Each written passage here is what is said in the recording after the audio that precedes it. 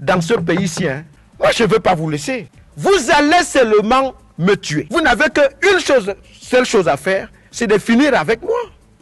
Vous comprenez? Mais avant cela, je vais vous montrer que la papaye, c'est le fruit du blanc. Son émission Embouteillage avait, grâce à des révélations fortes dont il raffolait, fait de nombreux auditeurs et en devenir l'une des plus suivies au Cameroun.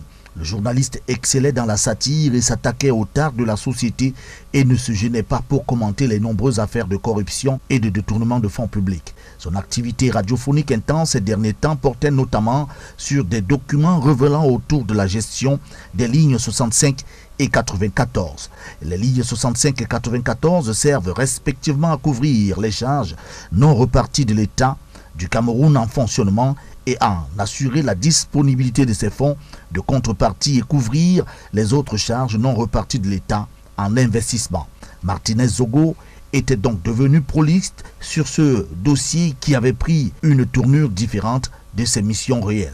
Les documents dont il disait tenir et en lien avec la gestion des fonds des lignes 57, 65 et 94 accablaient ouvertement des personnalités connues et autres personnages reconnus.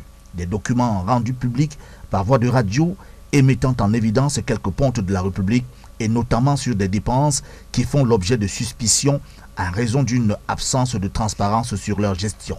Et on ose dire aux gens qu'on soutient le président de la République. C'est un soutien de façade. Comme l'opinion publique s'interrogeait alors sur les sommes en cause, la nature des dépenses et la qualité des bénéficiaires.